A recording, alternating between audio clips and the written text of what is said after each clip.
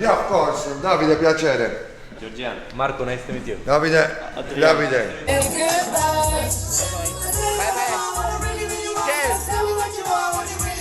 E crudul. Bă, e bun. E bun? Cum mor eu. Nu știu dacă să înghit, că nu știu dacă e bun. Mamă, ce creepy se uită ăsta la mine. Situația e nasoală rău. Am traversat strada, că noi ne-am oprit acolo. Gian, bine daily. Hai. Bună dimineața, dragilor, și bine ați venit la un nou episod de vlog. În dimineața asta mă gândeam că e aiurea să fii travel vlogger din multe puncte de vedere, dar e și mișto din foarte multe puncte de vedere. E aiurea în primul rând pentru că uneori trebuie să te trezești în tot felul de condiții și să fii capabil să livrezi ceva. Și e mișto pentru că urmează în această dimineață, deși n-am dormit foarte mult, urmează să vedem și să notăm cu niște delfini aici în Bali, în zona Lovina. Bă, cred că o să fie o experiență super, super mișto. Romania is Romania. Romania, good morning. Romania. Yeah, it's it's border, yeah. That's Pregătiți pentru delfin? Ca să vă faceți o idee, ne-am trezit undeva pe la 5:20 până ne-am pregătit, s-a făcut 5:40, am plecat cu scuterele și am ajuns aici în portul ăsta, Patai Lovina, cu statuia asta cu delfini și urmează să ne îmbarcăm pe un vas din acesta din față și să mergem să fluierăm, practic, delfinii. Eu am mai fost într-o experiență similară în Oman și cam asta s-a întâmplat. Am fluierat după delfini și au venit delfinii după noi. Acum, dacă vom fi foarte multe bărci, fluieratul va fi împărțit între mai multe bărci. Sper că a noastră să fie un pic mai tare decât cealaltă. Și tu sper să fluiere mai bine a noastră. Sper să-i defluierăm și noi cu el dacă. Dați subscribe la mine, la Daily Sugar. Și la mine. La Marco. Am fost vânduți, suntem 3 băieți, 4 băieți și o fată. O să fie frumos, tare, să vedem delfinii. O să fim mai mulți. Trebuie să ne descălțăm aici, din păcate eu nu am papuci pentru că n-am, sărac. Vedeți, această plajă are nisip negru și acum o să merg pe acest nisip negru și o să mergem la barca asta, care are denumirea ștearsă, are numărul 25 măcar. Și o să abia aștept să fac baie cu delfini. E cald apa? Blanao. Blanao. Astea seamănă cu alea din Filipine. Nu? Alea parcă sunt mai depărtate. Sunt mai depărtate, da. Astea parcă sunt mai pe buget. Mai mare. Alea din Filipine par pe buget redus. Alea erau mai groase chestiile astea, că și cum urcam eu pe ele și săream în apă. Și avea două parcă. Plutele astea. Da. Uite, așa se împinge barca aici. Și acum urmează... Asta e motorul. Deci eu acum realizez că singurul răsărit pe care l-am văzut în Bali a fost ăla de pe Batur. Că nu m-am trezit niciodată. Dacă nu plecam din Uluatul, nu vedeam niciun oricum. Categoric. Am plecat la drum. Uitați, luna încă se află pe cer acolo sus. Daily Sugars este peste. Cu fiecare vlog ne duce sus. Daily Sugars e poveste. În fiecare loc se simte acasă plus.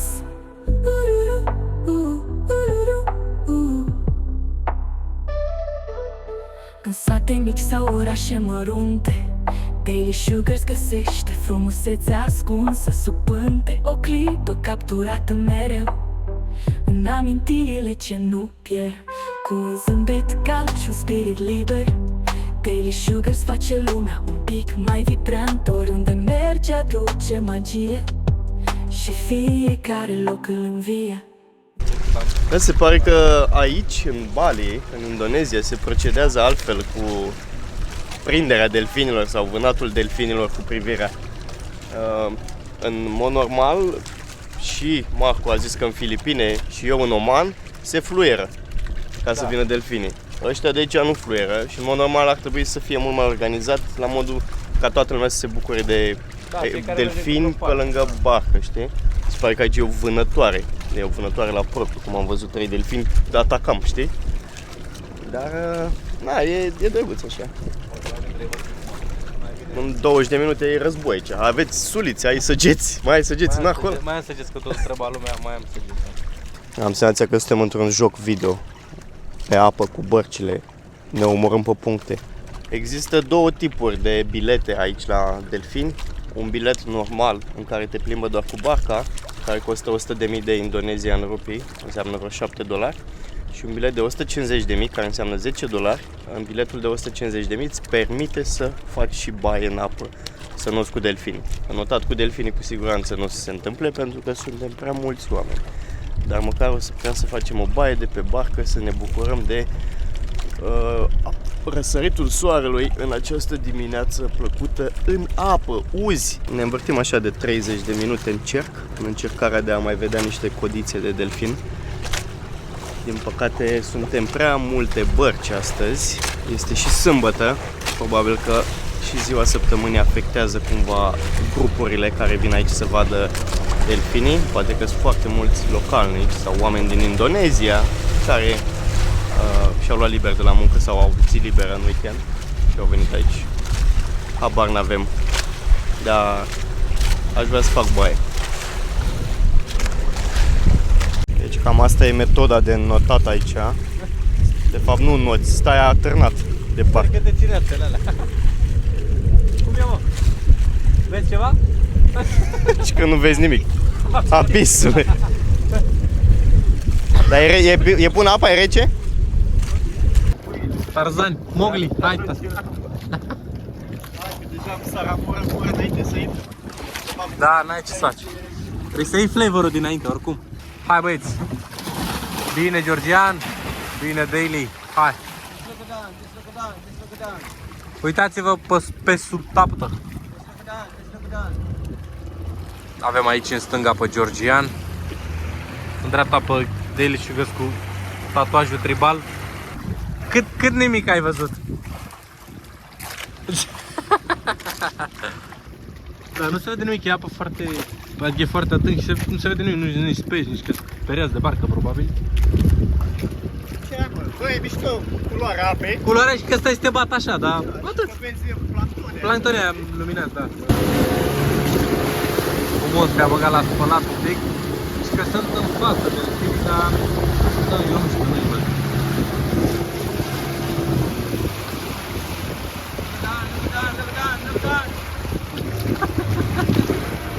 S-a aproape de certă și zice, domn profesor, uită-te jos, mă, n-auzi că-s delfini acolo. Mergi pe încredere. Circul Globus în acțiune, hai că ai făcut-o, bine. Ai văzut, mă, vreun delfin pe sub apă? Da. Se vă mișto? Erau jos, sus.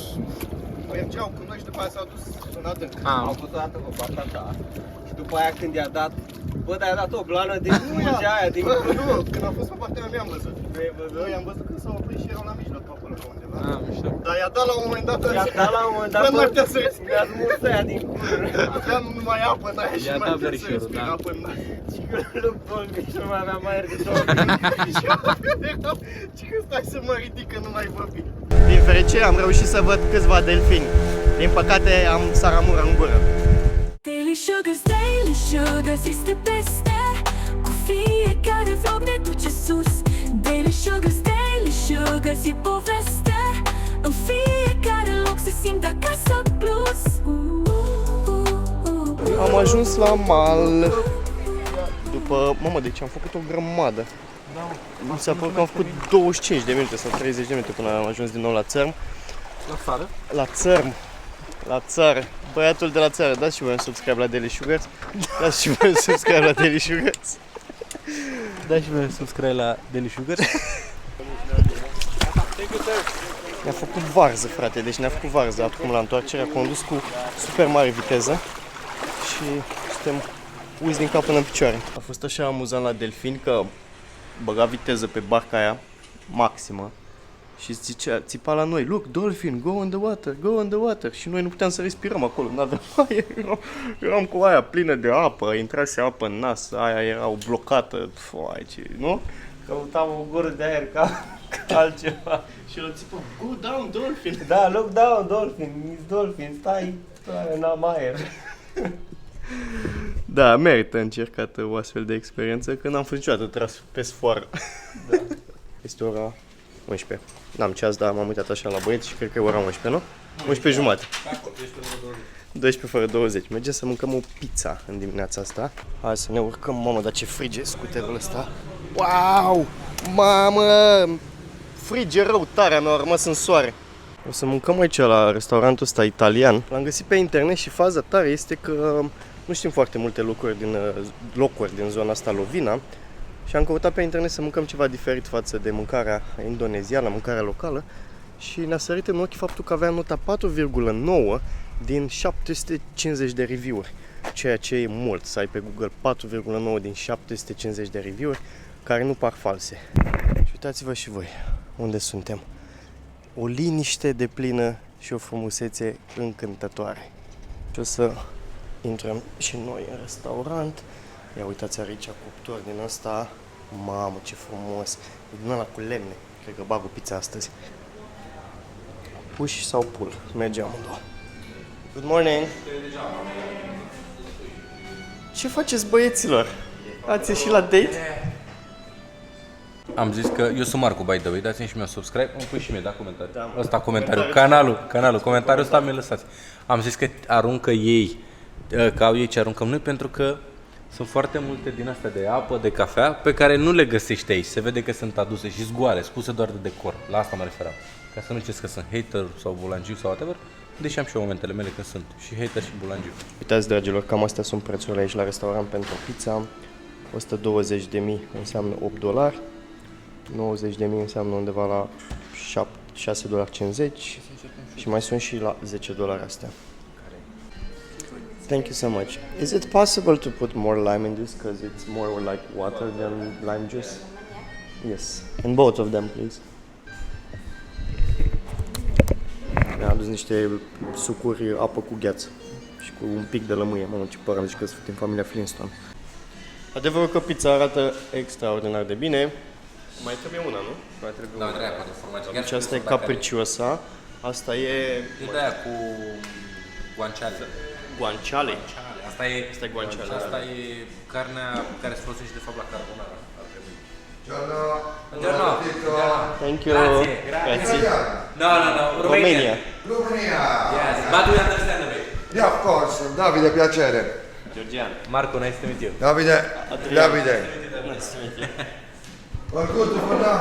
Very How good. many people for? No, three. But we wait one more and we will share. We want to try you more. want to try one plate? No, it's okay. We just like eat with my hand. Thank you, sir.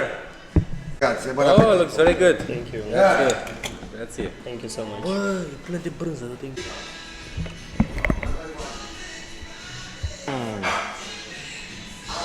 Bă, da, bună. Thank you. Maybe we'll come to eat again. Ok, grazie mille. Thank you. Okay, yeah. Thank you. Thank you, eh. Thank you. Unde se închide? Se deschide un nou vlog. Momentan nu se închide nimic, mergem spre cascadă.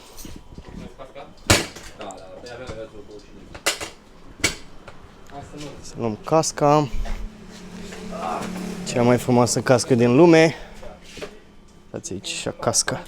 Viziera asta este zgâriată, nu poți să conduci cu ea pe față pentru că nu vezi absolut nimic. Și trebuie să conduci cu ea așa și așa cumva împotriva vântului și faci așa în mers. Am ajuns la cascadă, dar nu o vedem încă. Am parcat scuterele aici, se aude apa. Se numește ticket, trebuie să cumpărăm bilete. Se numește Aling, cascada Aling. Marcule, tu ce lingi? Tu ce prind? Degetele după o pizza bună.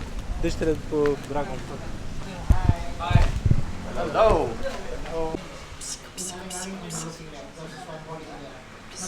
Important e așa, e aproape apusul, credeți că avem timp? Nu, nu avem timp.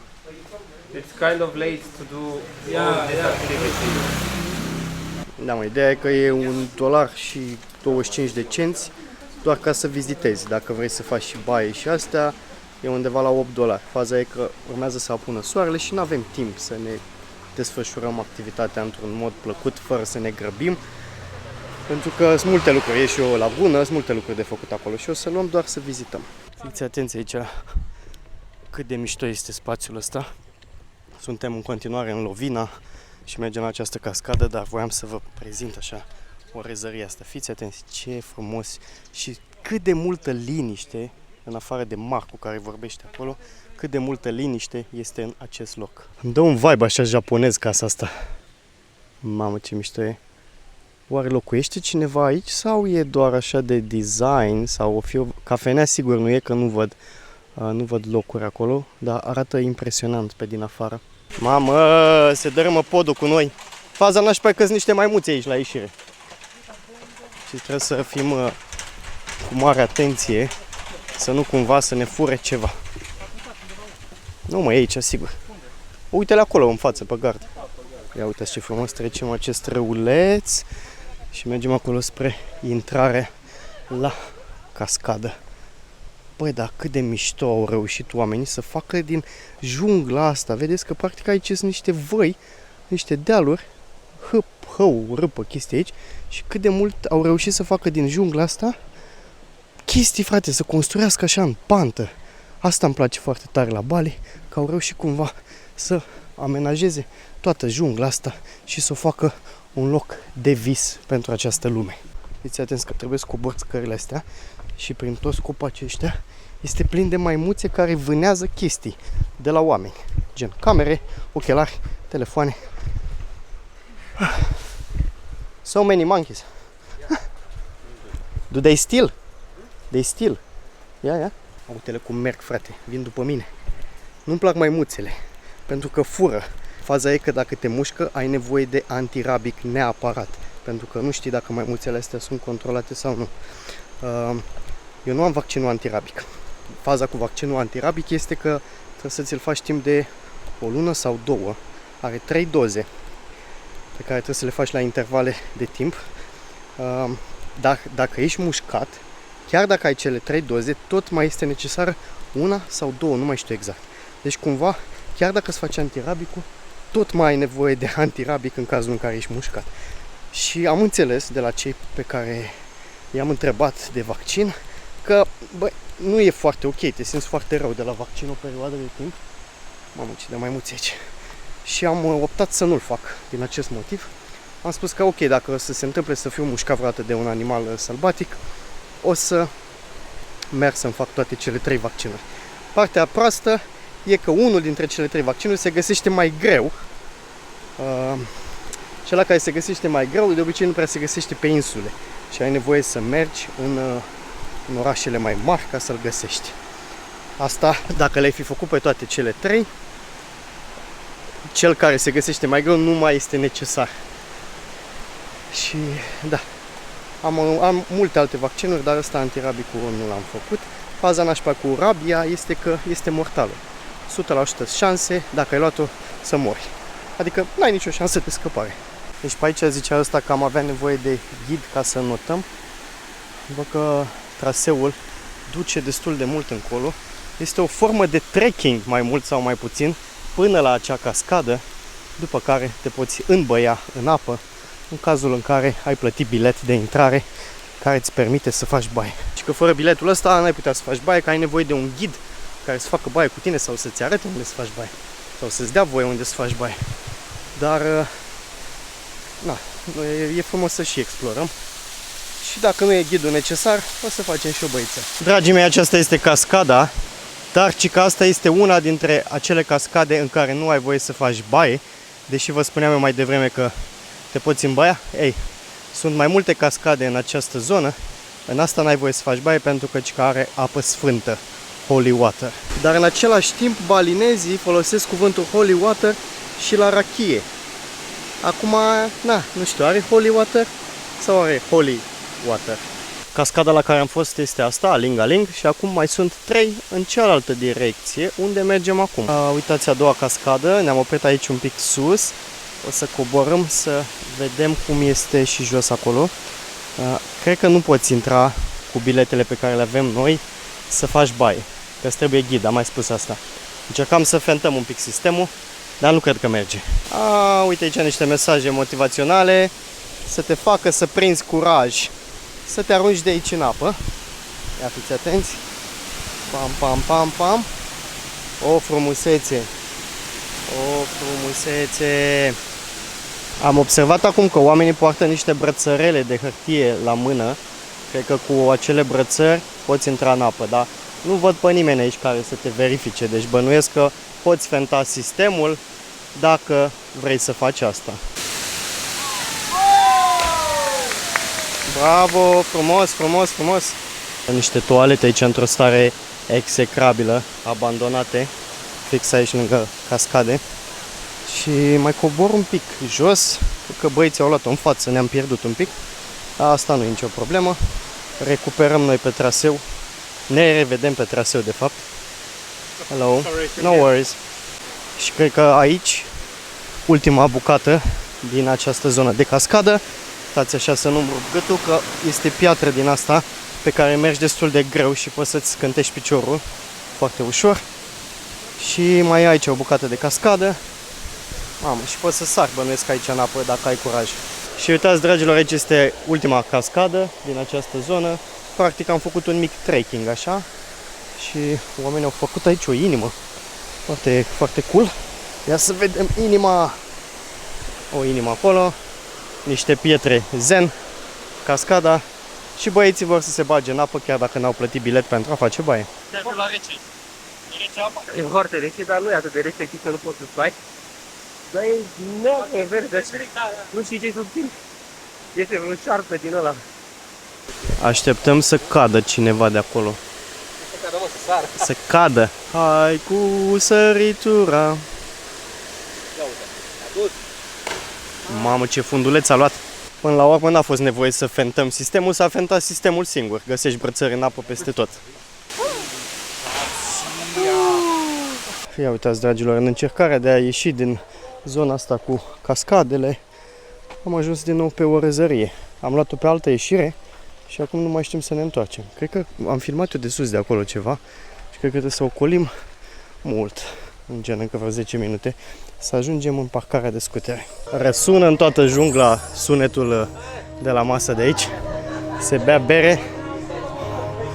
Ah, hello!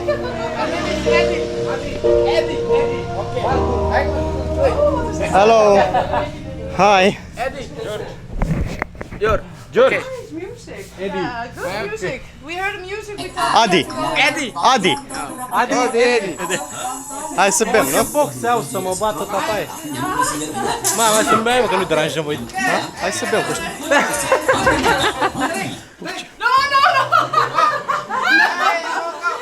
Ce faci? Știi? Te bați când? Eu nu prea știu nimic. Nu știu nimic. Și să cânti ceva georgian? Da, mă, așa e în Bali, nu? Mergi pe stradă și intri random în casa unui om. Știi, omul cântă și cu bere și cu... Au săgetat-o pe fata asta să-i dea să cânte ceva karaoke. English what? Sadiki. Yeah. Good, sadiki.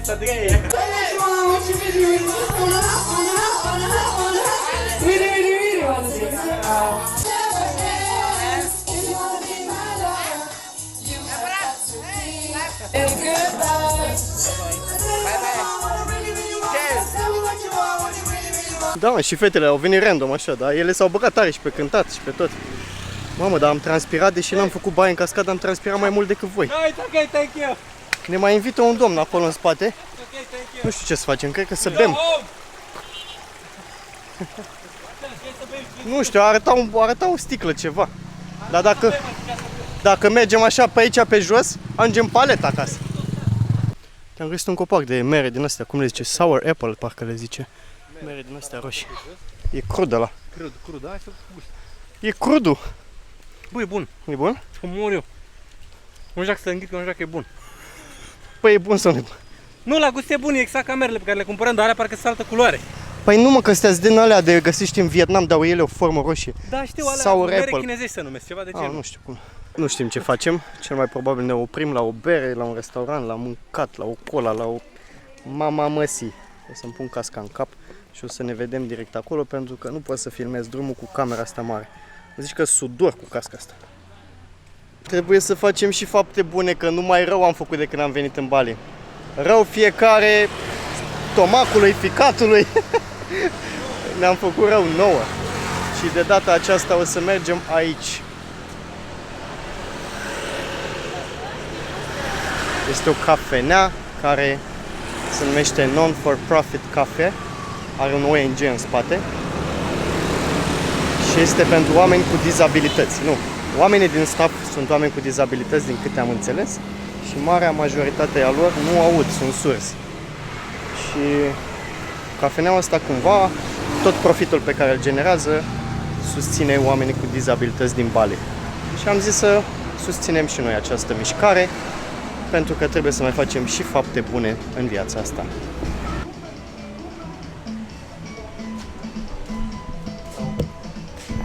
Ia uitați ce frumusețe de cafenea asta. V-ați ajutat deja? 12 dolari tricou?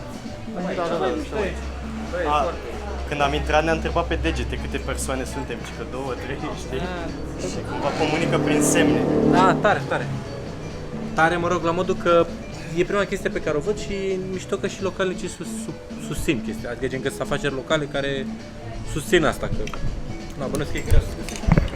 Bă, îți dai seama, dacă n-auzi sau nu poți să vorbești, cred că e foarte greu să-ți găsești un job. Dar mai sunt clienți și majoritatea sunt turiști străini, ceea ce e ok. Uitați-vă un pic prețurile. 15 ăștia, 15.000, care înseamnă $1, care îți văd 5 lei de fapt. Și multiplu de 15.000 puteți să socoteți și voi. O bere e aproape $3, o bere mare. Taxe 11%, dar nu au service charge, adică bacșișul nu este inclus, dar putem să lăsăm noi. Uitați-vă cum se comandă. Deci cu degetele. Arătăm cu degetul pe meniu și doamna ne aici ne ia comandă. Foarte tare. Mă bucur că există astfel de inițiative în această lume. Ia mâna că-s doar pentru bere, voi sunteți cu sucurile. Păi, dar zilele astea, acum la masă. Altă bere. Eu am cerut altă bere, dar mi-a adus altă bere. Da, e ok. A desfăcut-o deja. Eu nu mă mai satur de fresh de... Le faci și mix, adică bei cu pui pe ele amândouă așa și bei? Așa să fac. Fac, ia, hai, arată, demonstrează-ne că ai putea. Oh, și stați simetric. Și simetric, da, frumos. Dar ce am pompa bună, da. Dar am pompa Care e mai bună. bun? Vreau să gust și ăsta de cruz.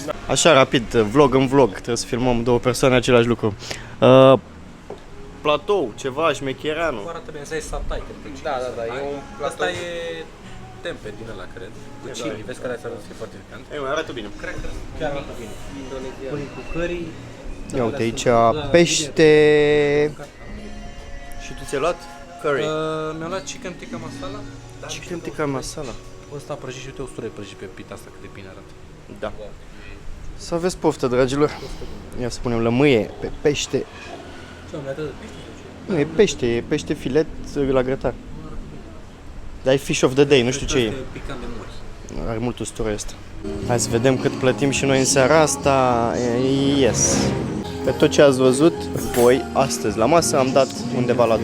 Ai calculator? Opa, mergem să bem o cafea și să mâncăm în dimineața asta, după care pornim spre Uluwatu înapoi, că noi încă avem cazare acolo în cazul în care nu v-ați uitat la vlogurile anterioare. Noi am plecat într-o excursie de câteva zile, dar ne-am lăsat și cazarea pe o lună pe care o are fiecare dintre noi, am lăsat-o acolo.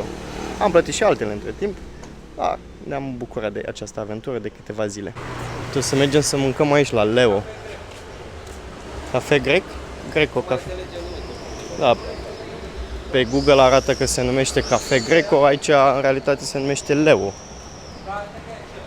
Uite, aici are cuptor de pizza. Hello. Bă, miroase bine a cafea, ce-i drept. Canapele. Canapele. Vezi aici?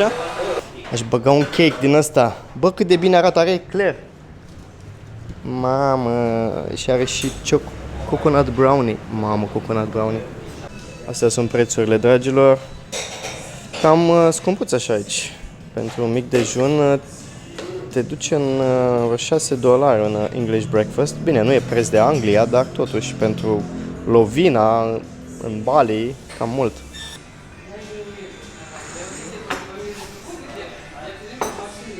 Mamă, dar e rea. E rea tare cafeaua în Bali. N-am nimeni nicio cafea bună în Bali. Nu știu. Sumatra, pentru. De aia de luac, nu? Nu de luat. Ei au plantații de cafea, super cunoscut pentru asta. Aici e fake-uială multă pentru marketing. Îți trei ouă acolo. Da. Din alea mici, așa de... De la de prepeliță. Da. Da, și ăla arată de parcă...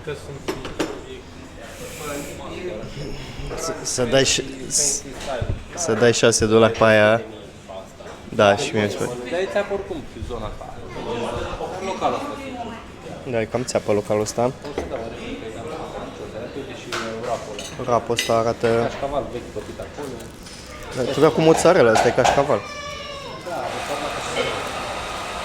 Bă, ăsta nu care e $4. Da, care e. Dar și lipia eram sigur că e de aia, de la Lidl. Și practic ai același lucru ca mine, Doar că în pâine, în doar baghetă. că în pâine. Eu nu l-am în roapă. Da, e mișto la gust, că are un pesto așa verde, care e acceptabil. Cred că asta e mai decis, cel mergea mai bine. Cred, la Georgian zic. Ce faci? Bă, nu străie onest. Ție le supăra că nu străie ou. Uite, tu ai posibilitatea de a o regla din pâine. Da, băi, aia m-am gândit. Realitatea dură, avem de condus 3 ore și jumătate. Thank you so much. Yeah, thank Appreciate you. that. Yeah, see Very you next nice time. place. Yeah, Very yeah. nice place. O să-i dăm acum 3 ore și jumătate. Ne mai oprim, nu? Să mâncăm ceva. Da, să vreo 2 ore. Mamă. La jumate, să nu simțim că... Să nu simțim. Mamă, și ora 12 după amiaza. Trebuie să conducem pe... Uitați, cu bluză lungă așa. Nici măcar nu e a mea, e a lui Georgian. Trăiască Georgian! Acestea sunt fragmente din cum arată drumul înapoi spre Uluwatu. Și am zis să scot așa camera action cam-ul, l-am scos din geantă într-o poziție foarte ciudată, să vă arăt și acolo cum se prezintă acest drum, pentru că mie îmi place foarte tare. Place să conduc așa pe drumuri libere. Ia uitați cum țin eu action cam-ul aici și îl ridic așa din când în când să mai filmez cu el. Ne-am oprit la un service să umflu cauciucurile și au descoperit că Marco are cumva pană și refac acolo. Destul de periculos drumul ăsta. Gândiți-vă că conduc cu ambele frâne.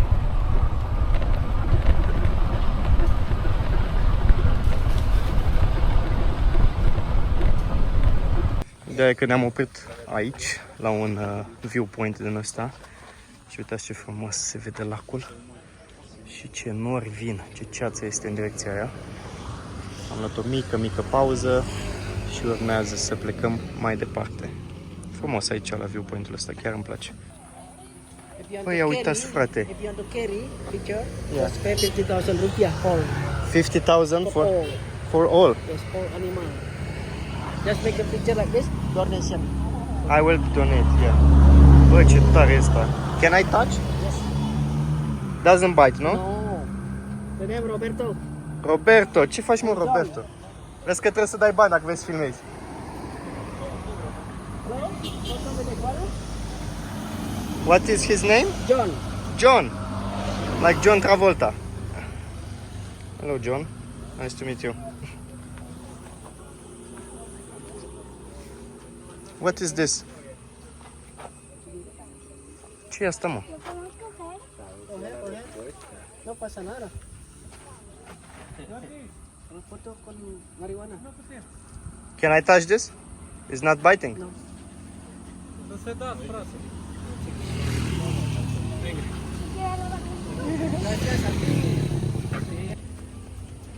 Whoa!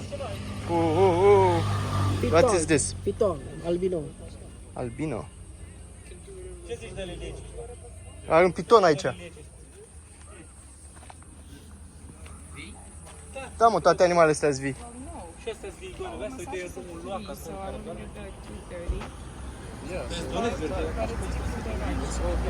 Mamă, ce creepy se uită ăsta la mine.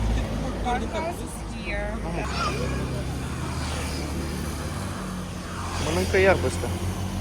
Fii-te la el. Nebunul de el. Ne-a prins ploaia! Rău tare de tot, nici n-am apucat să...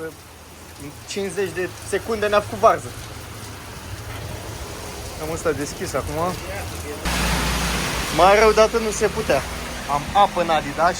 Uitați-vă cum arătăm. Hai în Bali, mi-au zis. Veniți în Bali. Vin în Bali, pe... Habibi, come to Bali. Mamă, deci mi-e frică să nu mi se ude laptop aici. El are o husă de ploaie, dar nu știu cât de rezistentă e, că pare că intră apa. Și aici n-are. Asta oricum stă protejată, dar e ud acum. Situația e nasoală rău. Am traversat strada, că noi ne-am oprit acolo. Plouă tare de tot pentru următoarele 4-5 ore. Și am traversat strada să mâncăm aici la un warung. Nu știu dacă murim, dacă mâncăm treaba asta. Arată destul de dubios totul, sincer. Pare destul de vechi. Mă rog, am Gucci pe mine. Ne-a făcut domnul Marco aici un mix. A gustat el din toate și a zis că bă, astea-s bune. Ia uitați și aici. Pana mea, dacă ne se face rău, ni se face la toți odată. Dragilor, voiam să vă anunț că am ajuns cu bine acasă. Am condus 2 ore și jumătate prin ploaie torențială, lucru pe care nu l-am făcut niciodată până acum. Am condus foarte încet, am ajuns cu bine toți 3. Acesta a fost episodul de astăzi. Vă mulțumesc că v-ați uitat și că ați rămas până la capăt. Cred că mai vine un singur episod din Bali, după care urmează seria din Thailanda. Nu uitați să vă abonați la acest canal și în cazul în care vă doriți să deveniți membru, aveți acolo niște beneficii în plus, cum ar fi vloguri și povestiri care nu o să apară niciodată pe canalul principal pentru toată lumea. V-am pupat și vă doresc tot binele din lume.